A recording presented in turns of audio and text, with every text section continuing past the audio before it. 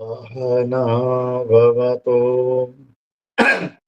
सह नौ भुनक्तु सह वीर्यङ्करवावहै तेजस्विनावधीतमस्तु मा विद्विषावहै। ओम शांति शांति शांति। श्रुतिस्मृतिपुराणानाम् आलयं करुणालयं नमामि भगवत्पादं शङ्करं लोकशङ्करम् नमामि भगवत्पादशङ्करं लोकशङ्करम् वन्दे तं सच्चिदानन्दं यतिवर्यं महामतिं वेदवेदान्ततारज्ञं सद्गुरुं प्रणतोऽस्म्यहम् सदाशिवसमारम्भां शङ्कराचार्यमध्यमाम् अस्मदाचार्यपर्यन्तां वन्दे गुरुपरम्पराम्। अग्रे उपस्थितेभ्यः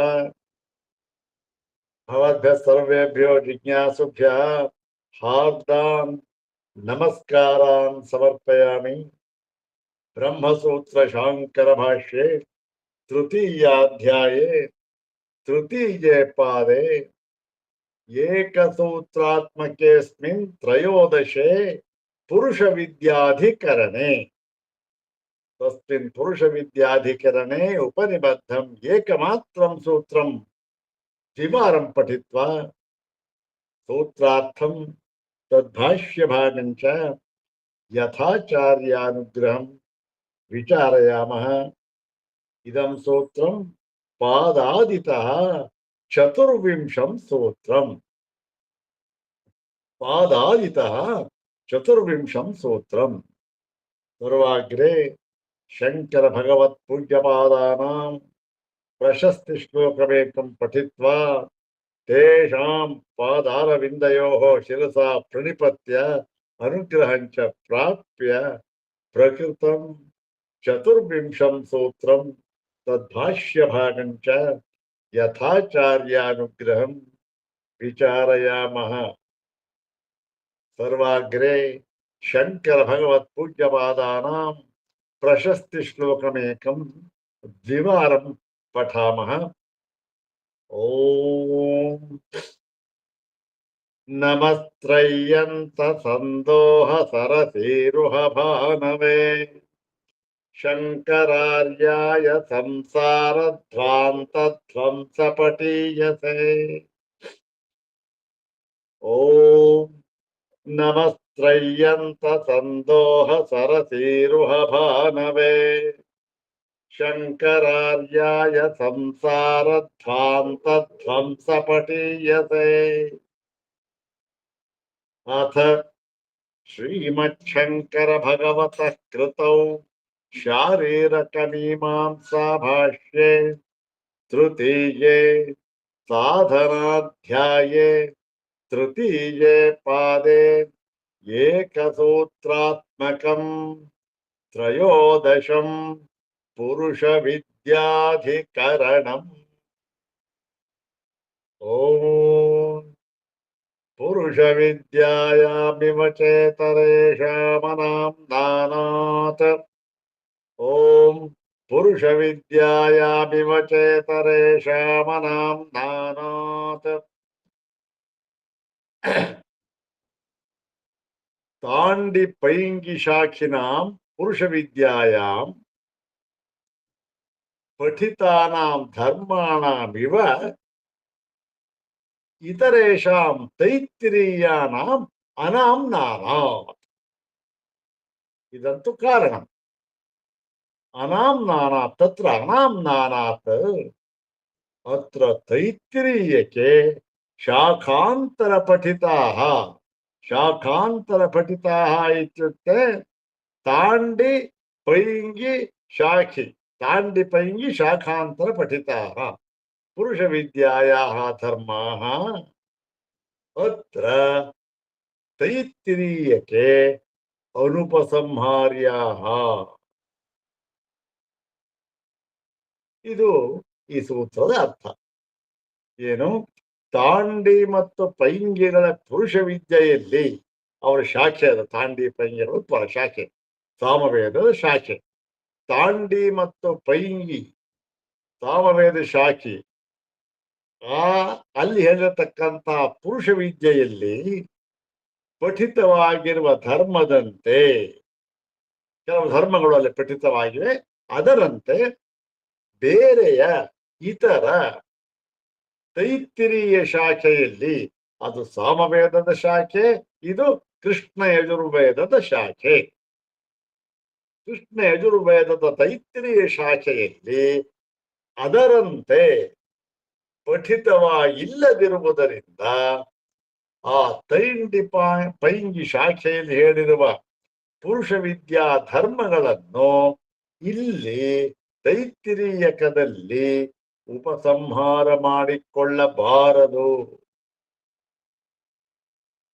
ಈಗ ಇದರ ಅರ್ಥ ನಮಗಾಯ್ತು. ಇದರ ಒಂದು ಹಿನ್ನೆಲೆ ಏನು? ಈ ತಾಂಡಿ ಪೈಂಗಿಗಳ ಪುರುಷ ವಿದ್ಯೆ ಅಂದ್ರೆ ಏನ್ ಹೇಳ್ತಾರೆ ಅವರು, ತೈತ್ತಿರೀಯದಲ್ಲಿ ಏನ್ ಹೇಳ್ತಾರೆ, ಅವೆಲ್ಲವನ್ನೂ ಕೂಡ ಈ ಭಾಷ್ಯ ಭಾಗದಲ್ಲಿ ನಾವು ನೋಡೋಣ. ಇದರ ಒಂದು ಹಿನ್ನೆಲೆ, ಈ ಪುರುಷ ವಿದ್ಯೆ ಅಂತಕ್ಕಂಥದ್ದು ಏನು? ವಿದ್ಯಾ ಅಂತಂದ್ರೆ ಇಲ್ಲಿ ಉಪಾಸನೆ ಅಂತಕ್ಕಂಥ ಅರ್ಥ ಅಲ್ಲ. ವಿದ್ಯಾ ಅಂತಂದ್ರೆ ಯಾವ ಒಂದು ಪರಮ ಪುರುಷಾರ್ಥವಾದ ಮೋಕ್ಷಕ್ಕೆ ಸಾಧನವಾದ ವಿದ್ಯೆ ಅಂತಲೂ ಅಲ್ಲ, ಜ್ಞಾನವೂ ಅಲ್ಲ, ಉಪಾಸನೆಯೂ ಅಲ್ಲ. ಇಲ್ಲಿ ವಿದ್ಯಾ ಎನ್ನುವುದಕ್ಕೆ ಯಜ್ಞ ಎಂದು ಅರ್ಥ. ಪುರುಷ ವಿದ್ಯಾಯಾಮ್ ಅಂದ್ರೆ ಪುರುಷ ಯಜ್ಞೆ ಅಂತ ಅರ್ಥ. ಪುರುಷ ಯಜ್ಞೆ ಅಂದ್ರೆ ಪುರುಷ ಯಜ್ಞದಲ್ಲಿ, ಪುರುಷ ಯಜ್ಞ ಹೇಳಿದ್ದಾರೆ ಅಲ್ಲಿ. ಪುರುಷ ಯಜ್ಞ, ಯಜ್ಞ ಅಂದ್ರೆ ಏನಿರಬೇಕು? ಅದೆಲ್ಲವನ್ನೂ ಕೂಡ ಇಲ್ಲಿ ನಾವು ಸಾಮಾನಾಧಿಕರಣದಿಂದ ನೋಡಬೇಕು. ಹಾಗಿದ್ರೆ ಅದು ಹೋಲಿಕೆ ಆಗುತ್ತೆ. ಇಲ್ದೇರ ಹೋಲಿಕೆ ಅಂತ ಆಗೋದಿಲ್ಲ. ಅದೇ ತರ ಇರ್ಬೇಕಲ್ಲ. ಈಗ ಯಜ್ಞ ಅಂತಂದ್ರೆ ಯಜ್ಞದಲ್ಲಿ ಏನೇನಿರುತ್ತೆ, ಯಜ್ಞದಲ್ಲಿ ಹೇಗೆ ಮಾಡ್ತಾರೆ ಅನ್ನುವುದನ್ನೆಲ್ಲ ನಾವು ಸ್ವಲ್ಪ ಪೂರ್ಣವಾಗಿ ಅಲ್ಲದೆ ಇದ್ರೂ ಕೂಡ ಇಲ್ಲಿಗೆ ಎಷ್ಟು ಬೇಕೋ ಅಷ್ಟು ನಾವು ಅದನ್ನು ಯೋಚನೆ ಮಾಡಿದ್ದಾಯ್ತು. ಈ ವಿಚಾರದಲ್ಲಿ ಪ್ರತಿಯೊಂದು ಯಜ್ಞದಲ್ಲಿಯೂ ಕೂಡ ಈ ಸವನ ಸಂಪಾದನೆ ಅಂತಕ್ಕಂಥದ್ದೆಲ್ಲ ಇರುತ್ತೆ. ಅಂದ್ರೇನು? ಅದಕ್ಕೆ ಬೇಕಾದಂತ ಎಲ್ಲವನ್ನೂ ಕೂಡ ಪರಿಕರಗಳನ್ನ ಇದನ್ನ ಎಲ್ಲ ಸವನ ಹಿಂಡುವುದು ಅಂತ ಅರ್ಥ. ಎಲ್ಲವನ್ನೂ ಕೂಡ ಯಾವುದು ದ್ರವ್ಯಗಳ ಒಂದು ಒಂದು ಅದೆಲ್ಲ ಪುಡಿ ಹಾಕಿಕೊಳ್ಳುವುದು ಮತ್ತೆ ಇತರ ಕೆಲವು ಎಲ್ಲ ಅದನ್ನ ಪ್ರತಿಯೊಂದು ಅದನ್ನ 3 ಭಾಗಗಳನ್ನಾಗಿ ವಿಂಗಡಿಸಿದ್ದಾರೆ. ಒಂದು ಪ್ರಾತಃ ಸವನ, ಒಂದು ಮಾಧ್ಯಂದಿನ ಸವನ, ಒಂದು ತೃತೀಯ ಸವನ ಎಂಬುದಾಗಿ 3 ಭಾಗ. ಆ ಪ್ರಾತಃ ಸವನದಲ್ಲಿ ಮಂತ್ರಗಳನ್ನ, ಸ್ತೋತ್ರ ಶಸ್ತ್ರ ಮಂತ್ರಗಳನ್ನ ಪ್ರಯೋಗ ಮಾಡ್ತಾರೆ. ಪ್ರತಿಯೊಂದರಲ್ಲೂ ಸ್ತೋತ್ರ ಶಸ್ತ್ರ ಮಂತ್ರಗಳು ಇದ್ದೇ ಇರುತ್ತೆ. ಒಂದು ಸ್ತೋತ್ರ ಮಂತ್ರ, ಒಂದು ಶಸ್ತ್ರ ಮಂತ್ರ. ಆ ಸ್ತೋತ್ರ ಶಸ್ತ್ರ ಮಂತ್ರ ಅಂತ ಅನ್ನೋದನ್ನು ಹೇಳಿದ್ದಾಯ್ತು. ಈ 3 ಸವನದಲ್ಲಿ ಸ್ತೋತ್ರ ಶಸ್ತ್ರ ಮಂತ್ರಗಳನ್ನ ಬೇರೆ ಬೇರೆ ಛಂದಸ್ಸಿನಲ್ಲಿ ಪ್ರಯೋಗ ಮಾಡ್ತಾರೆ. ಬೇರೆ ಬೇರೆ ಮಂತ್ರಗಳನ್ನ ಬೇರೆ ಬೇರೆ ಛಂದಸ್ಸಿನಲ್ಲಿ ಅಂತಲ್ಲ, ಬೇರೆ ಬೇರೆ ಛಂದಸ್ಸಿನ ಮಂತ್ರಗಳನ್ನು ಪ್ರಯೋಗ ಮಾಡುತ್ತಾರೆ. ನಾವು ಮಂತ್ರಕ್ಕೆ ಇರ್ತಕ್ಕಂಥ ಛಂದಸ್ಸಿನ ಬದಲಾವಣೆ ಮಾಡ್ಕೊಳ್ಳೋದು ಸಾಧ್ಯವೇ ಇಲ್ಲ.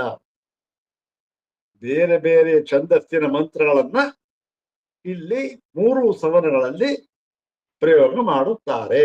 ಸ್ತೋತ್ರ ಶಸ್ತ್ರ ಮಂತ್ರಗಳಲ್ಲಿ ಪ್ರಾತಃ ಸವನದಲ್ಲಿ ಗಾಯತ್ರಿ ಮಂತ್ರ 24 ಅಕ್ಷರಗಳು 3 ಪಾದ, ಮಾಧ್ಯಂದಿನ ಸವನದಲ್ಲಿ 4 ಪಾದ 11 ಅಕ್ಷರ, ಒಟ್ಟು 44 ಅಕ್ಷರಗಳು.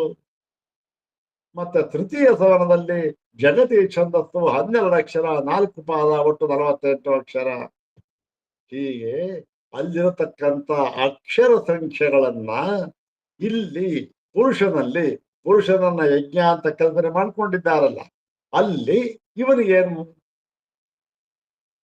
ಸವನಗಳು ಅಂದ್ರೆ ಇವನ ಆಯಸ್ಸು ಅಂತ, ಅದಕ್ಕೆ ಸವನಗಳನ್ನ ಆಯಸ್ಸು ಅಂತ ಹೇಳಿ ಆ ಆಯಸ್ಸನ 3 ಭಾಗವನ್ನು ಮಾಡಿ ಪ್ರಾತಃ ಸವನ, ಮಾಧ್ಯಂದಿನ ಸವನ, ತೃತೀಯ ಸವನ ಅಂತ ಹಾಗೆ ಇಲ್ಲೂ ಕೂಡ ಪುರುಷನನ್ನು ಯಜ್ಞ ಅಂತ ಕಲ್ಪಿಸ್ತಾ ಇಲ್ಲಿ ಸವನ ಯಾವುದು? ಈ 3. ಅದರಲ್ಲಿ 24, 44, 48 ಅಕ್ಷರಗಳಿಂದ ಕೂಡಿದ್ದಾಗಿತ್ತು ಗಾಯತ್ರಿ, ತ್ರಿಷ್ಟಪು, ಜಗತಿ. ಇಲ್ಲೂ ಕೂಡ ಅದೇ ರೀತಿ ಆ ಅಕ್ಷರಗಳನ್ನ ಇಲ್ಲಿ ವರ್ಷಗಳಾಗಿ ಹೇಳಿದ್ದಾರೆ. ಹಾಗಾಗಿ ಇವನಿಗೆ ಪ್ರಾತಃ ಸ್ತವನದಲ್ಲಿ 24, ಅದು ಇದಾವುದು ಗಾಯತ್ರಿ ಛಂದಸ್ಸು, ಮಾಧ್ಯಂದಿನ ಸವನದಲ್ಲಿ ತ್ರಿಷ್ಟಪ್ಪು 44 ವರ್ಷಗಳು, ಅಲ್ಲಿ 24 ವರ್ಷ, 44 ವರ್ಷ. ತೃತೀಯ ಸವನದಲ್ಲಿ ಜಗತಿ ಛಂದಸ್ಸು 48 ವರ್ಷಗಳು. ಯಾಕೆ? ಅಕ್ಷರ ಅದರಲ್ಲಿ ಛಂದಸ್ನಲ್ಲಿ. ಅದಕ್ಕೆ ಏನು ಸುಮ್ಮನೆ ಏನೋ ಮಾಡ್ಲಿಲ್ಲ, ಅದಕ್ಕೆ ಅನುಗುಣವಾಗಿ ಮಾಡಿದ್ದಾರೆ. ಹೀಗೆ ಎಲ್ಲ ಸೇರಿ 116 ವರ್ಷಗಳು ಮನುಷ್ಯನ ಆಯುರ್ಮಾನ ಅಂತ ತೀರ್ಮಾನ ಮಾಡಿದ್ದಾರೆ. ಮತ್ತೆ ಅಲ್ಲಿ ಇನ್ನು ಬರ್ತಕ್ಕಂಥ ಕೆಲವು ಭಾಗಗಳು ಯಾವುದು ಅಂತಂದ್ರೆ, ಮುಖ್ಯವಾಗಿ ಬರ್ತಕ್ಕಂಥ 3 ಭಾಗಗಳು, 3 ಅಂಶಗಳು: ದೀಕ್ಷಾ, ಉಪಸದ, ಸ್ತೋತ್ರ, ಶಸ್ತ್ರ ಮತ್ತೆ ಅವಭೃತ ಅಂತಕ್ಕಂಥದ್ದು. ಅದಕ್ಕೆ ಅಲ್ಲಿ ಲಕ್ಷಣಗಳನ್ನ ಹೇಳಿದ್ರು. ಯದ್ಧತತಿ ಜಕ್ಷತಿ, ಯನ್ಮೈಥುನಂ ಚರತಿ ಅಂತಕ್ಕಂಥದ್ದು ತೈತ್ತಿರೇಕದಲ್ಲಿ ಇಲ್ಲ. ಉಪಸದ ಅಂತ ಹೇಳಿದ್ರು. ಸುತಶಸ್ತ್ರ ಅಂತಂತ ಹೇಳಿದ್ರು. ಜಕ್ಷತಿ ಯನ್ಮೈಥುನಂ ಚರತಿ ಅಂದ್ರೆ ಜಕ್ಷ ಅಂದ್ರೆ ಹತನ ಭಕ್ಷಯೋ ಅಂತರ್ಥ, ಭಕ್ಷ ಹತನಯೋ ಅಂತರ್ಥ. ಅವಭೃತ ಅಂತಕ್ಕಂಥದ್ದನ್ನ ಹೇಳಿದ್ರು. ಅವಭೃತ ಅಂತಕ್ಕಂಥದ್ದು ಅಲ್ಲಿ ದೀಕ್ಷಾ ವಿಸರ್ಜನೆ ಮಾಡ್ತಾನೆ, ಸ್ನಾನ ಮಾಡ್ತಾನೆ, ದೀಕ್ಷಾ ವಿಸರ್ಜನೆ ಆಗುತ್ತೆ. ಇಲ್ಲಿ ಏನು ಅವಭೃತ ಅಂದ್ರೆ ಮರಣ, ಅಲ್ಲಿ ಕೊನೆ ಆಯ್ತು. ಹೀಗೆ ಸಾಮಾನಾಧಿಕರಣ್ಯವನ್ನ ಹೇಳಿದ್ದಾರೆ. ಇದರಲ್ಲಿ ಎಷ್ಟು ನಮಗೆ ಅಂಶ ನಮಗೆ ಅಲ್ಲಿ ಸಮಾನವಾಗಿದೆ ಹೇಳಿದ್ದಾರೆ, ಇಲ್ಲ ಅಂತಲ್ಲ. ಎರಡರಲ್ಲೂ ಕೂಡ ಸಮಾನವಾಗಿದೆ. ಎರಡು ಶಾಖೆ ಬೇಕಲ್ಲ, ತಾಂಡಿಪೈಗೆ ಒಂದು ಮತ್ತೆ ತೈತ್ತಿರಿಯಕ ಇನ್ನೊಂದು, ಇವುಗಳಲ್ಲಿ ಹೇಳಿದ್ದಾರಲ್ಲ ಅಂತಂದ್ರೆ ಅದನ್ನ ಇಲ್ಲಿ ವಿಚಾರ ಮಾಡ್ತಾ ಇದ್ದಾರೆ. ಈ ಆ ಎರಡನ್ನೂ ಕೂಡ ಇಲ್ಲಿ ಉಪಸಂಹಾರ ಮಾಡಿಕೊಂಡು ತಿಳಿಯಬೇಕೆ ಅಥವಾ ಉಪಸಂಹಾರ ಮಾಡಿಕೊಳ್ಳದೆ ತಿಳಿಯಬೇಕೆ ಅಂತಕ್ಕಂಥದ್ದು ಇಲ್ಲಿ ಸಂಶಯ. ಅದಕ್ಕೋಸ್ಕರ ಈ ಒಂದು ಆ ಶ್ಲೋಕವನ್ನು ಈಗ ಹೇಳಿದ್ರೆ ನಮ್ಗೆ ಸ್ವಲ್ಪ ಅರ್ಥ ಆಗುತ್ತೆ ನೋಡಿ. ಇದರ ಒಂದು ಸಂಶಯ ಪೂರ್ವ ಪಕ್ಷ ಏನಾಗುತ್ತೆ? ಪುಂವಿದ್ಯೈಕ ವಿಭಿನ್ನಾವ ತೈತ್ತಿರೀಯಕ ತಾಂಡಿನೋ ಮರಣಾವಭೃತತ್ವಾದಿ ಸಾಮ್ಯಾದೇಕೇತಿ ಗಮ್ಯತೆ. ಇಷ್ಟು ಇದೆ. ಇದು ಆ ಪೂರ್ವ ಪಕ್ಷದವರೆಗೂ ಕೂಡ ಇಲ್ಲಿ ಹೇಳಿದ್ದಾರೆ. ಅಷ್ಟನ್ನು ವಿಚಾರ ಮಾಡಿ ನಂತರ ಸಿದ್ಧಾಂತಕ್ಕೆ ಬಂದಾಗ ಮುಂದಿನ ಶ್ಲೋಕವನ್ನು ನೋಡೋಣ ಭಾಷ್ಯ ಭಾಗವನ್ನ. 363ನೇ ಭಾಷ್ಯ ಭಾಗ.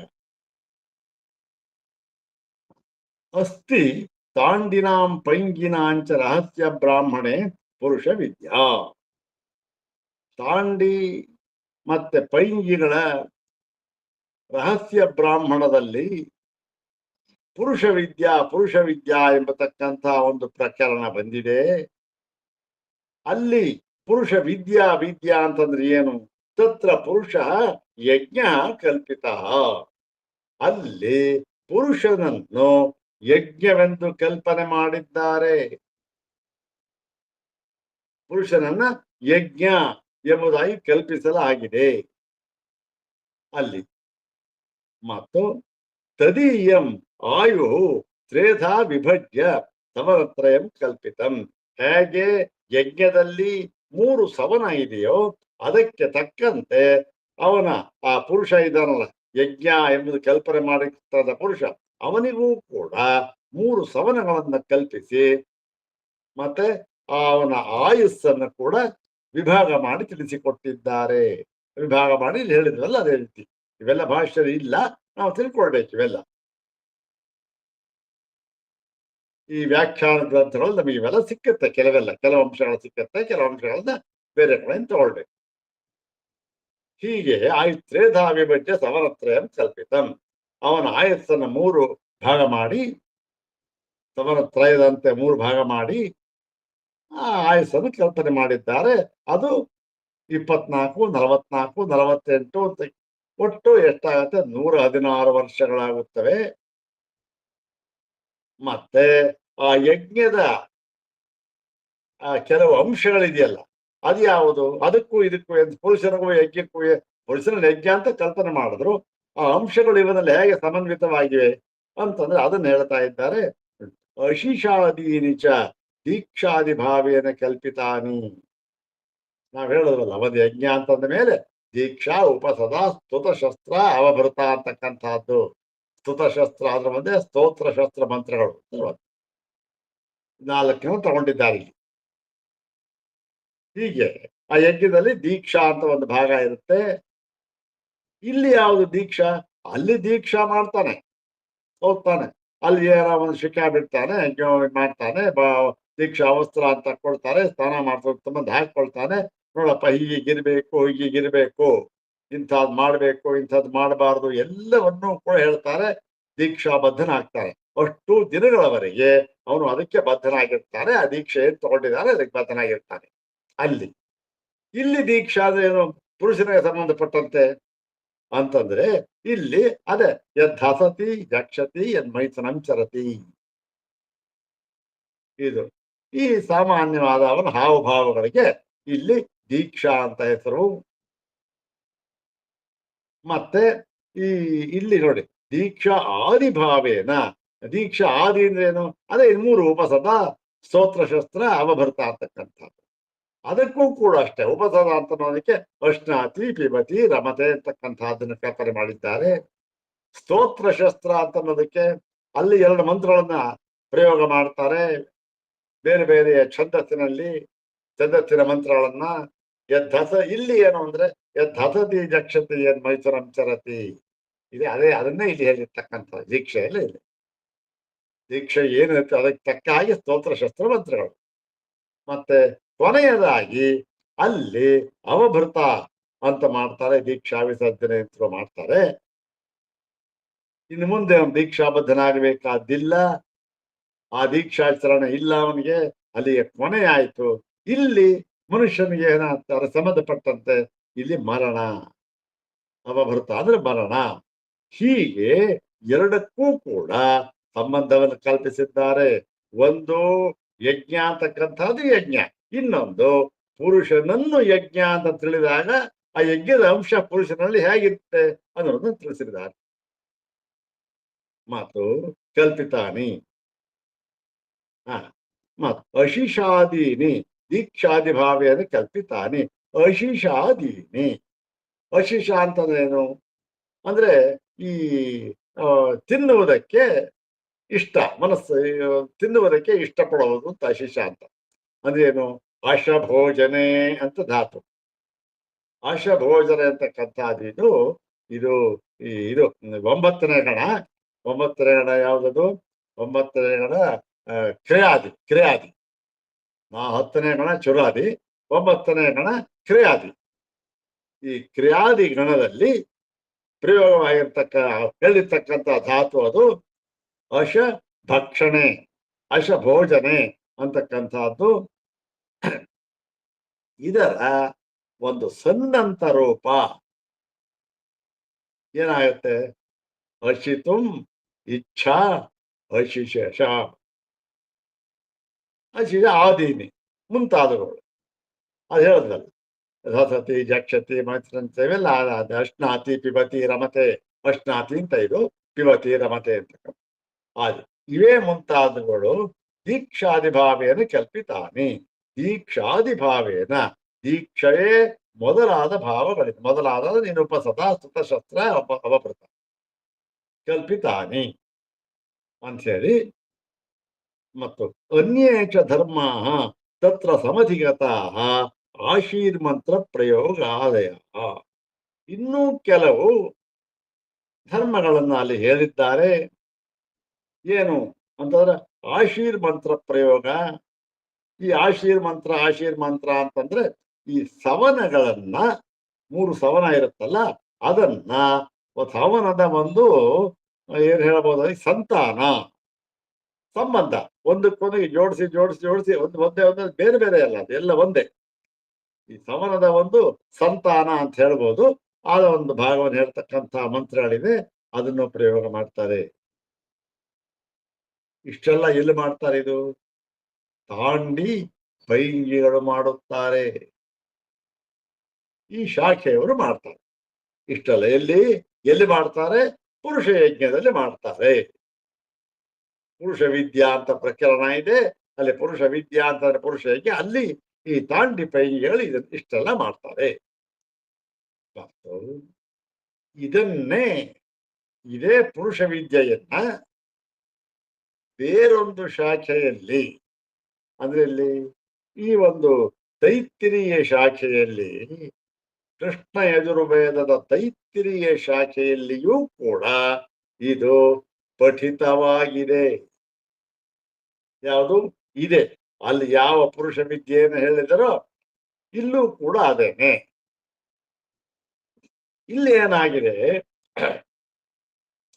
ಇಲ್ಲೂ ಕೂಡ ಅಲ್ಲಿಯಂತೆಯೇ ಪುರುಷನನ್ನ ಯಜ್ಞ ಎಂಬುದಾಗಿ ಕಲ್ಪಿಸಿದ್ದಾರೆ. ಎಲ್ಲಿ? ತೈತ್ತಿರೀಯಕದಲ್ಲಿ.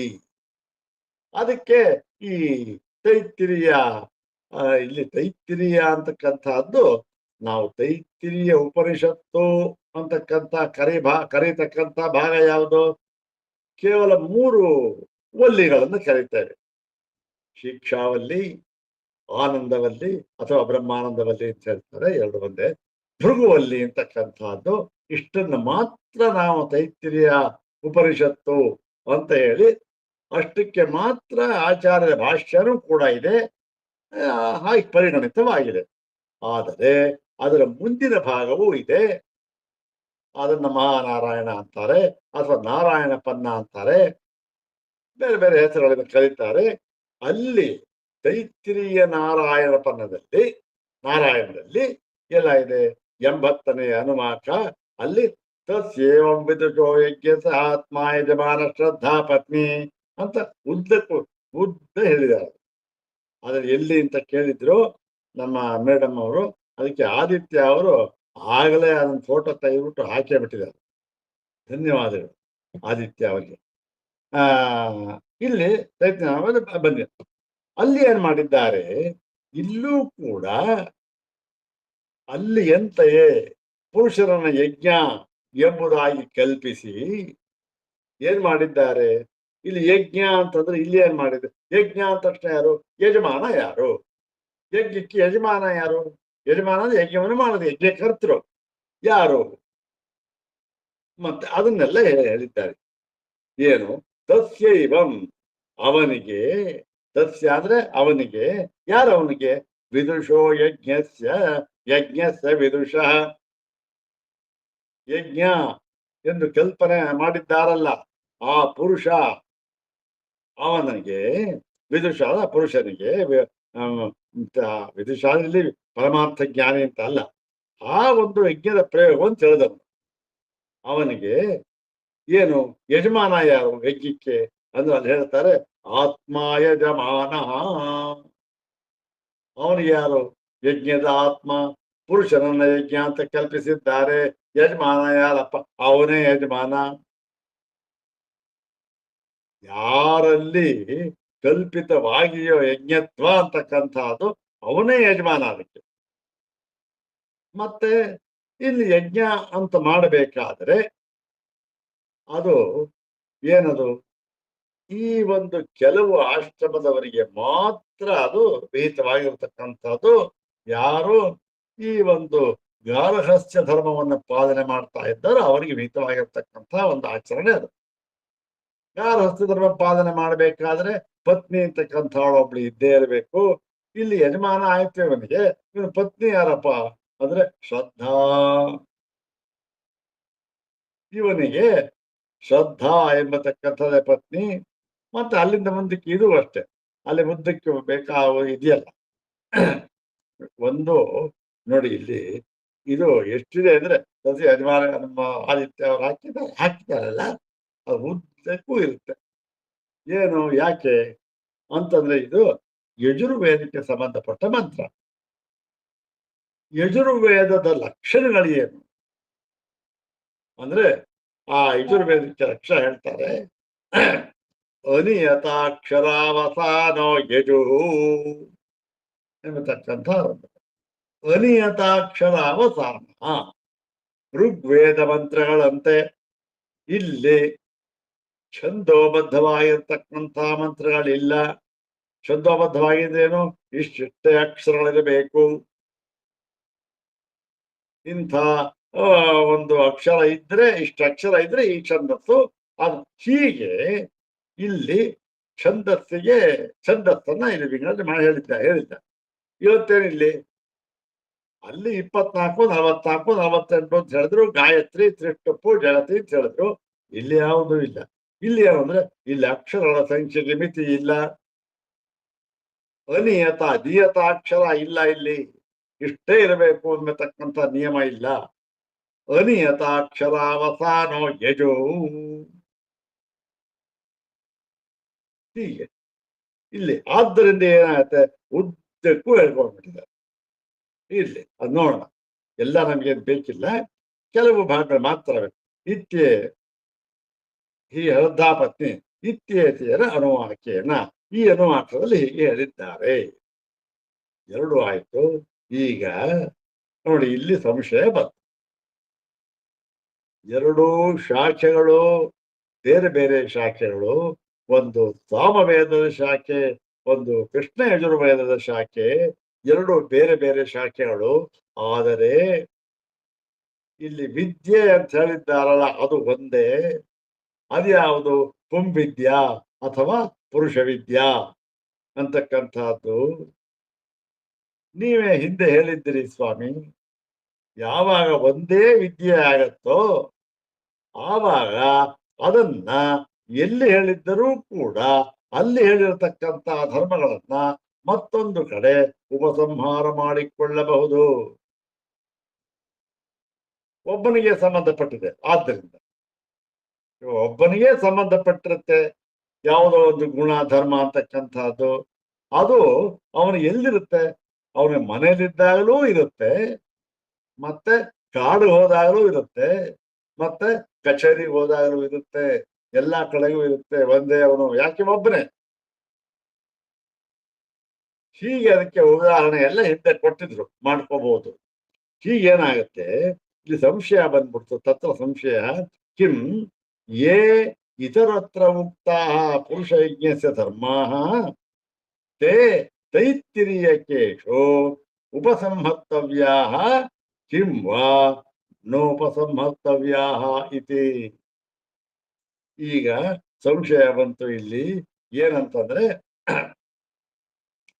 ಈ ಇತರತ್ರ ಉಕ್ತಾಹ ಪುರುಷ ಯಜ್ಞ ಧರ್ಮ, ಈ ಬೇರೆಯ ಕಡೆ ಇತರತ್ರ ಅಂದ್ರೆ ಬೇರೆಯ ಕಡೆ ಇದರಲ್ಲಿ ಸಾಮವೇದದ ತಾಂಡಿ ಪೈಂಗಿ ಶಾಖೆಗಳಲ್ಲಿ ಹೇಳಿರತಕ್ಕಂತಹ ಪುರುಷ ಯಜ್ಞದ ಧರ್ಮಗಳನ್ನು ಕಿಂ ಯ ಇತರೋಕ್ತಾಹ ಅಂತ ಇದೆ. ಯ ಇತರೋಕ್ತಾಹ ಅಂತಂದ್ರೆ ಇಲ್ಲಿ ಯಹ ಇತರೋಕ್ತಾಹ ಅಂತ ಅಲ್ಲ. ಏನು ಯೇ ಇತರೋಕ್ತಾಹ. ಯಾಕೆ ಇತರೋಕ್ತಾಹ ಬಹುವಚನ ಪ್ರಯೋಗ. ಆದ್ದರಿಂದ ಯೇ ಇತರತ್ರ ಉಕ್ತಾಹ. ಯಾವ ಧರ್ಮಗಳು ತಾಂಡಿ ಪೈಂಗಿಗಳ ಶಾಖೆಯಲ್ಲಿ ಹೇಳಲ್ಪಟ್ಟಿವೆಯೋ ಪುರುಷ ಯಜ್ಞದ ಧರ್ಮಗಳು, ಅದು ಅವುಗಳು ತೈತ್ತಿರೀಯಕೇಷು ಉಪಸಂಹರ್ತವ್ಯಾಃ ಕಿಂ ವಾ ನೋಪಸಂಹರ್ತವ್ಯಾಃ ಇತಿ. ಅದನ್ನ ಈ ತೈತ್ತಿರೀಯಕದಲ್ಲಿ ಉಪಸಂಹಾರ ಮಾಡಿಕೊಂಡು ನಾವು ತಿಳಿಯಬೇಕು, ಅಥವಾ ಉಪಸಂಹಾರ ಮಾಡಿಕೊಳ್ಳಬಾರದು ಅಂತ ಹೇಳಿ. ಮತ್ತೆ ಮೊಟ್ಟ ಮೊದಲಿಗೆ ನಮಗೇನ್ ತೋರ್ತಾ ಇದೆ ಮೊಟ್ಟ ಮೊದಲಿಗೆ ಅಂತಂದ್ರೆ ಪುರುಷ ಯಜ್ಞತ್ವ ಅವಿಶೇಷಾತ್ ಉಪಸಂಹಾರ ಪ್ರಾಪ್ತೌ. ನೋಡಿ ಸ್ವಾಮಿ, ಇಲ್ಲಿ ವಿದ್ಯೆ ಒಂದೇ ಒಂದು. ಎರಡಲ್ಲಿಯೂ ಕೂಡ ಭೇದ, ವಿದ್ಯೆಯಲ್ಲಿ ಭೇದ ಇಲ್ಲ, ಯಾವುದು ಇಲ್ಲ. ವಿದ್ಯಾ ಅಭೇದೇನ, ವಿದ್ಯೆ ಅಂತಕ್ಕಂಥ ಅಭೇದ ಹೀಗಿರೋದ್ರಿಂದ ಇಲ್ಲಿ ಉಪಸಂಹಾರ ಮಾಡಿಕೊಳ್ಳಬಹುದು. ಹಿಂದೆ ನಾವು ಹೇಳಿದ್ವಿ, ನೀವು ಹೇಳಿದ್ರಿ, ಸಿದ್ಧಾಂತ ಮಾಡಿದ್ರಿ. ಸರ್ವ ವೇದಾಂತ ಪ್ರತ್ಯಯಂ ಚೋದನಾದ್ಯ ವಿಶೇಷಾತ್ ಅಂತ ಹೇಳಿ ಆ ಒಂದು ಅಧಿಕರಣದಲ್ಲಿ ಪೂರ್ತಿಯಾಗಿ ಒಂದೇ ವಿದ್ಯೆ ಇದನ್ನ ಉಪಸಂಹಾರ ಮಾಡಿಕೊಳ್ಳಬಹುದು ಅಂತ ಹೇಳಿದ್ರಲ್ಲ, ಇಲ್ಲೂ ಅದೇ ಸ್ವಾಮಿ, ಒಂದೇ ವಿದ್ಯೆ. ಆದ್ದರಿಂದ ಪುರುಷ ಯಜ್ಞತ್ವ ವಿಶೇಷಾತ್ ಉಪಸಂಹಾರ ಪ್ರಾಪ್ತವು, ಉಪಸಂಹಾರವನ್ನು ಮಾಡಿಕೊಳ್ಳಬಹುದು. ಹೀಗೆಂಬ ಇಲ್ಲಿ ಪೂರ್ವ ಪಕ್ಷ ಇದು, ಹೀಗೊಂದು ಅಭಿಪ್ರಾಯ, ಇದೊಂದು ಅಭಿಪ್ರಾಯ ಅಷ್ಟೆ. ಹೀಗೆಂಬ ಅಭಿಪ್ರಾಯವು ಬಂದೊದಗಲಾಗಿ ಉಪಸಂಹಾರ ಪ್ರಾಪ್ತ, ಉಪಸಂಹಾರ ಮಾಡಿಕೊಳ್ಳಬಹುದು ಎಂಬ ಒಂದು ಈ ಅದೊಂದು ಅಭಿಮತವು ಬರಲಾಗಿ, ಇದು ಪೂರ್ವ ಪಕ್ಷ ಅಂತ ಅಭಿಮತಕ್ಕೆ ಬರಲಾಗಿ ಏನ್ ಮಾಡ್ತಾರೆ ಇವಾಗ, ಆಹಾ ಭಗವಾನ್ ಬಾದರಾಯಣ